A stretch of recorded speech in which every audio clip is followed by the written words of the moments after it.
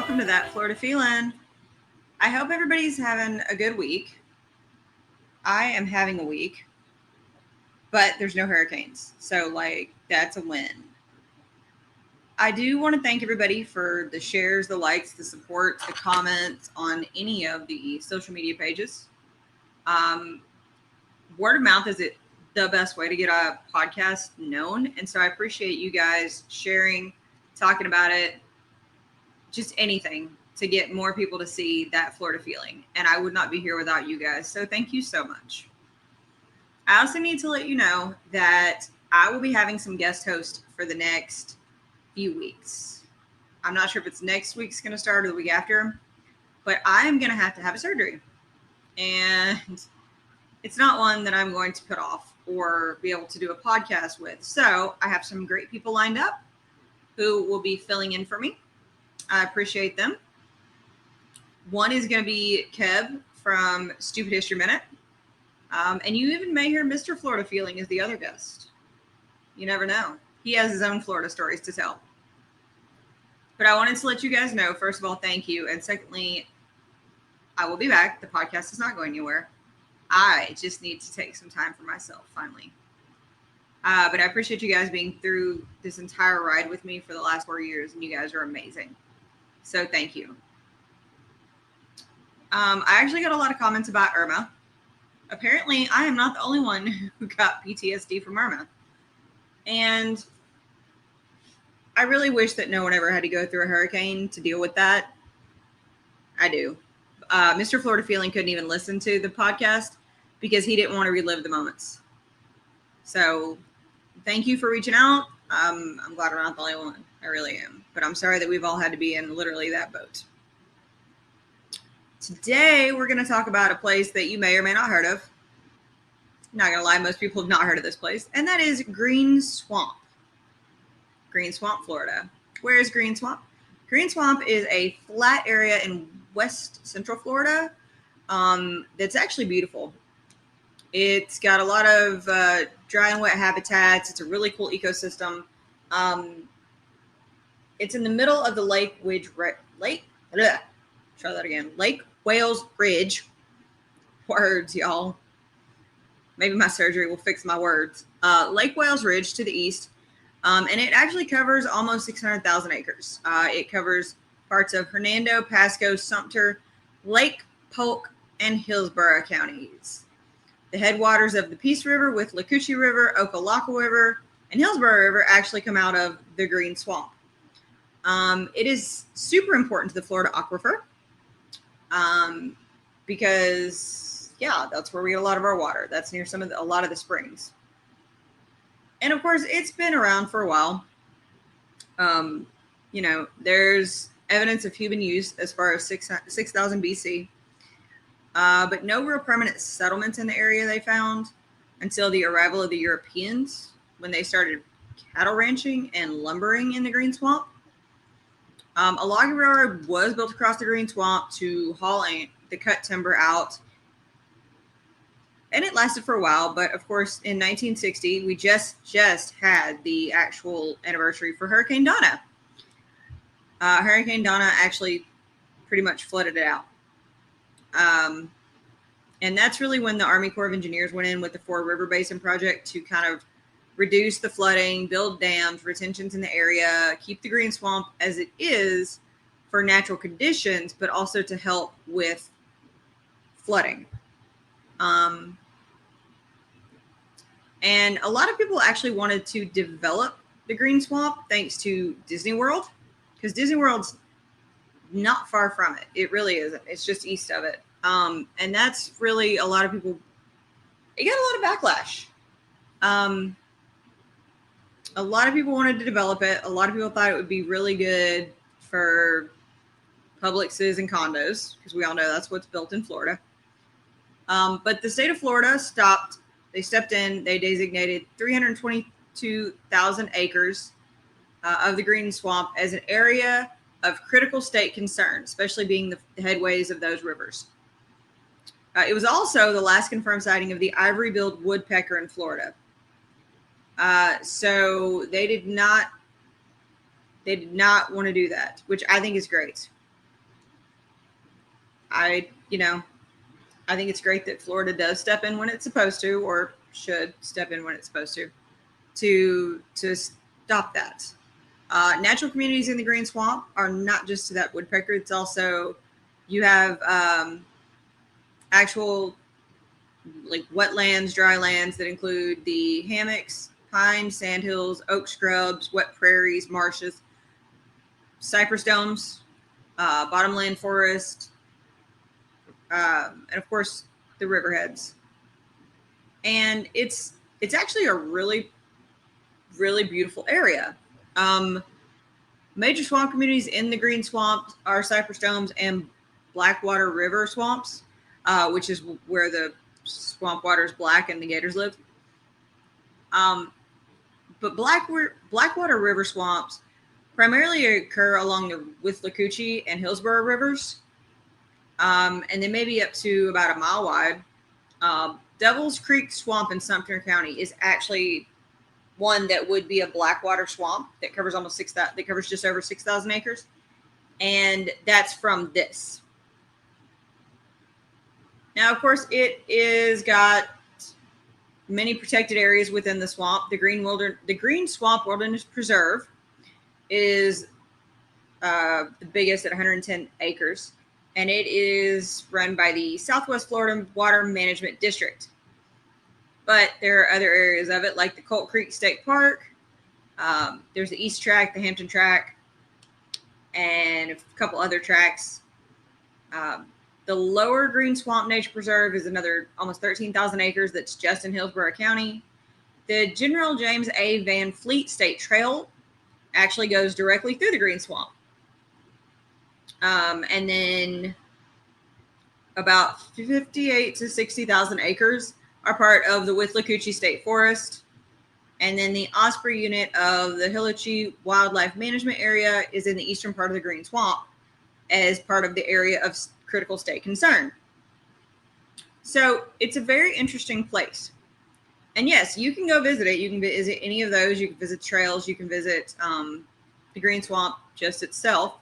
And it's actually really popular. It's a popular destination for birding, hiking, trail running, bicycling, equestrian, horses are allowed, fishing, canoeing, kayaking, bird watching.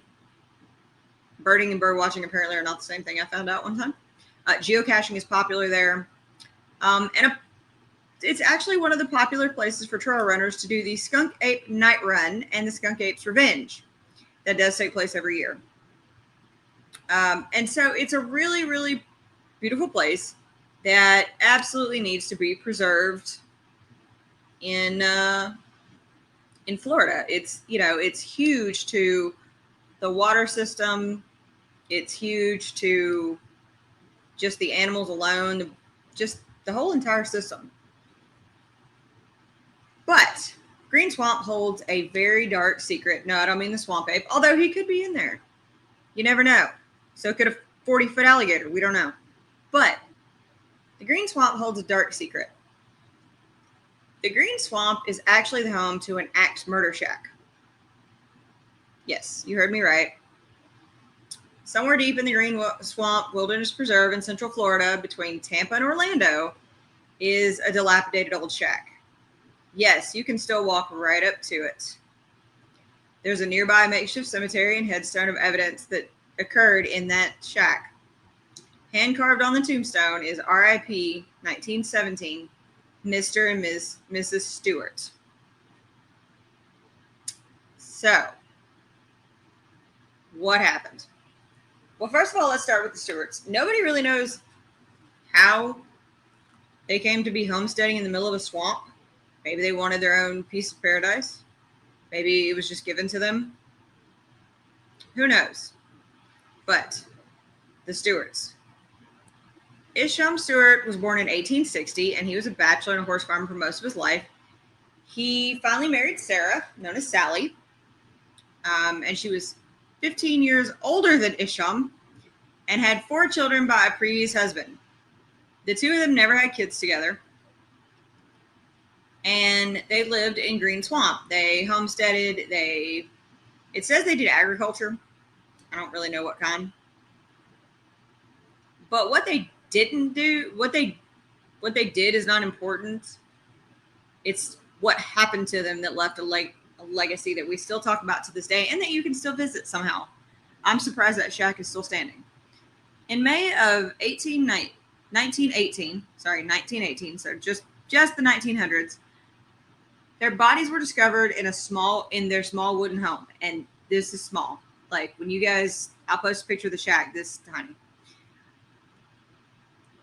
And it wasn't necessarily just that they were discovered, but it was that it was such a gruesome scene that you knew they had died such a horrible death. And the sheriff started trying to figure out what had happened. Isham had recently withdrew all of his money from the bank because he didn't trust the economy at the time. He was actually right. But it was just so sad to see this gruesome scene.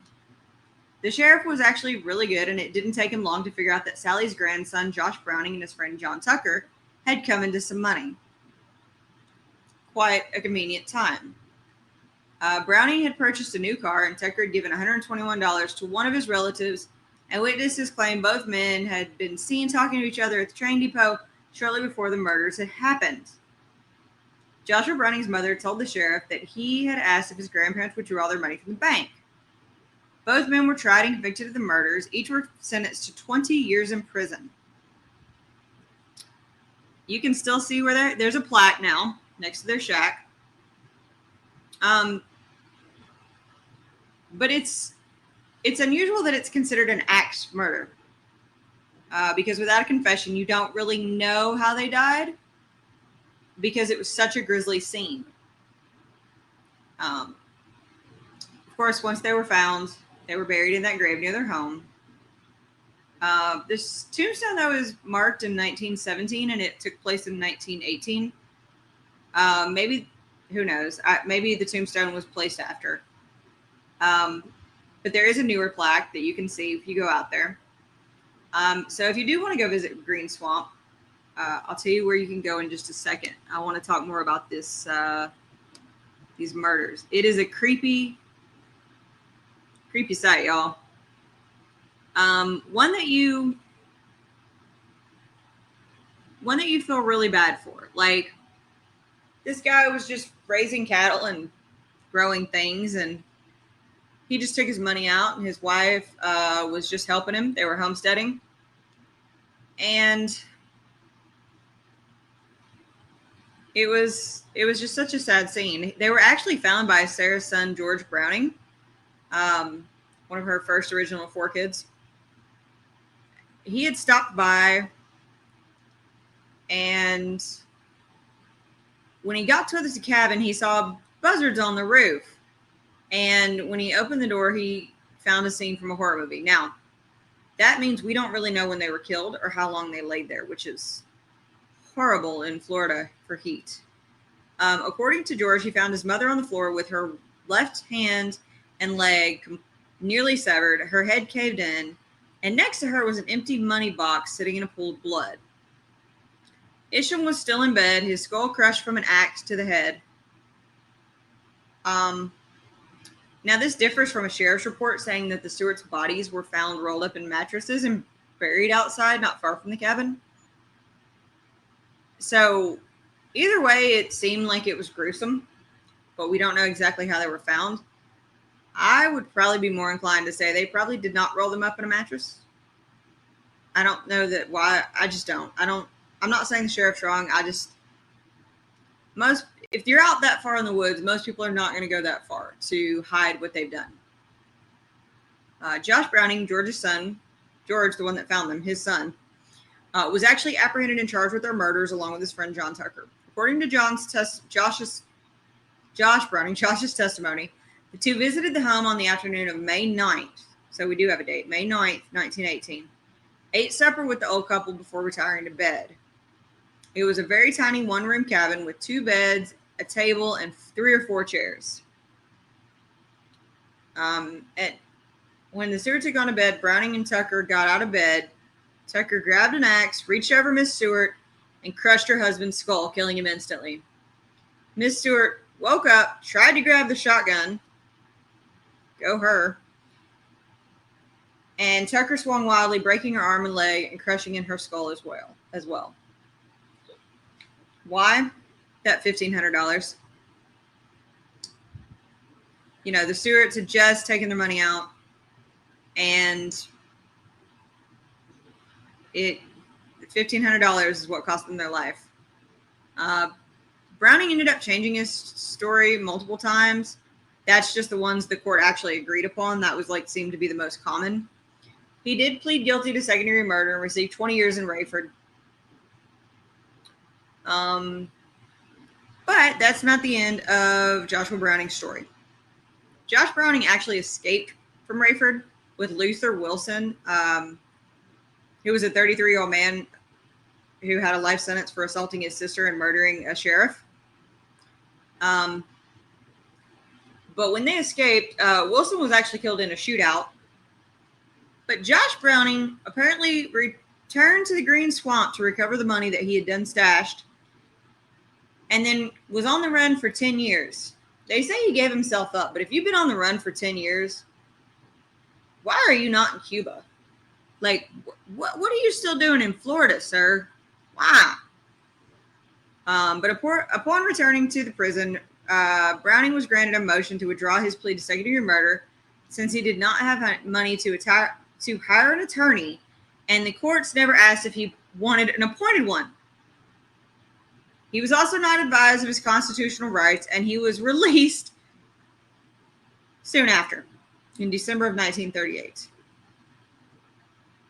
What? So basically, because he got off because they didn't pay attention. Okay, after being on the run for 10 years, I don't buy that he gave himself up. I don't, y'all. The money and its whereabouts differ from story to story. Some claiming Browning gave the money to his dad, George, who brought a truck. Others claim that the money could still be out in Green Swamp. It is a sad story. They were an older couple. They were just trying to enjoy life, and they were killed for it. They were obviously buried at the side of their homestead. They put a fence around them.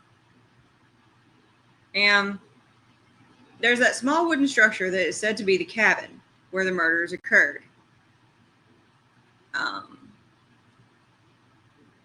Apparently that's not true, though. The cabin that you see today is just a dilapidated cabin. The Bronson family bought the property in 1934, claims that they tore the cabin down. It actually had burned sometime in the 1920s, not long after their deaths, in a forest fire. So who knows what that building is, but you can still go visit it. You can see their gravesite. You can see the plaque to them. You can see a fence around it. But it is a creepy looking shack. So I don't know why it's there. It's very strange. It's very sad to see that $1,500 cost these people their lives, which was a lot back in 1918. But it's just, it's sad. It's really, really sad just because. But you can still go see this place in Green Swamp. They put a new grave marker back in the 2000s, like I said, and you can go visit it.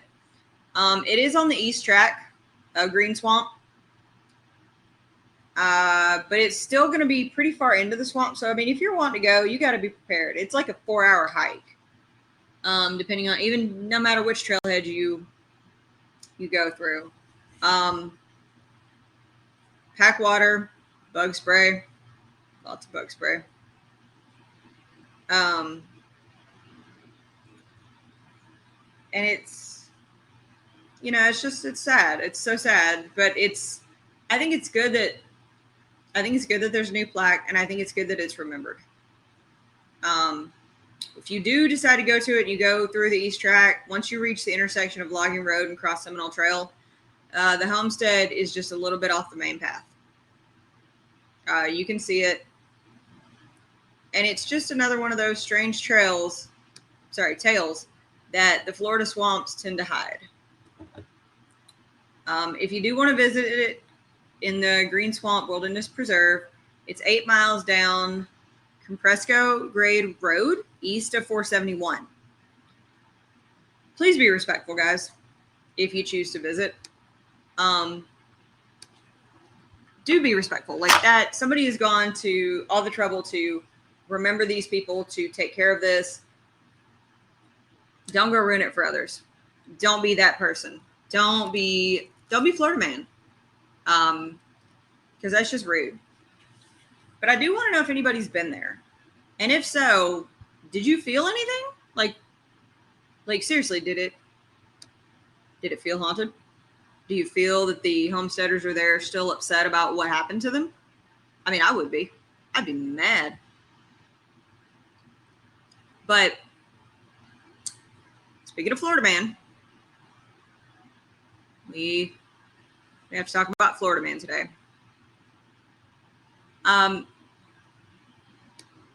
This Florida man kind of got me. I had to read it like 3 or 4 times. And it's Florida man arrested after drug bust uncovers dogfighting operation in a 9-foot alligator. That's the whole thing. And what's really funny is it's of course in Duval County, good old Duval. A Florida man was arrested after a drug investigation on Jacksonville's northwest side. Nothing surprises me there. It led authorities to uncover a dogfighting ring, animal neglect, and a 9-foot alligator. Back in March of this year, Jacksonville's sheriff's officer received a tip about a drug raid or drug activity at a residence.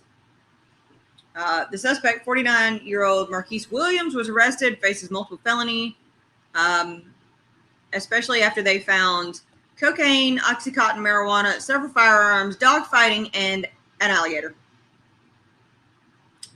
The thing that shocked them the most, though, was that the 9-foot alligator was confined in a dry fenced enclosure with animal bones nearby, which probably means that it was fed things that it shouldn't have been. But they also found, along with malnourished dogs, a malnourished raccoon and a turtle. I don't know if this man was not doing well in his dogfighting ring, if his drug habit got too much, or if he wanted to start his own petting zoo. But that's a lot. Secondly, how come I'm surprised the alligator never went for him. He's probably smart enough to stay on the other side of the fence. Although alligators climb fences. I don't understand. I don't. But it's Jacksonville. It's best to not try and understand anything out of Jacksonville. I hope you learned something today about the Florida swamps, is that some secrets don't stay hidden forever, and some secrets you don't even realize are there when you're 10 feet away. I also hope you learned that you don't need a petting zoo, and that Jacksonville is its own thing. I appreciate you guys. Please continue to share all of the social media sites for that Florida feeling. I love and appreciate you guys. I will be back soon. It may be 6 weeks. I'm not sure. But I do have, like I said, I have guests lined up, or guest host lined up. And that Florida feeling will continue on. And I will be back soon. I hope you guys have a great week. Continue to wear your sunscreen, drink water. Hurricane season's not over yet, guys. Stay prepared. As always, guys, that's your daily dose of sunshine. This podcast is a production of Unfiltered Studios. If you would like to know more about joining Unfiltered Studios, please visit our website at unfpod.com for more information.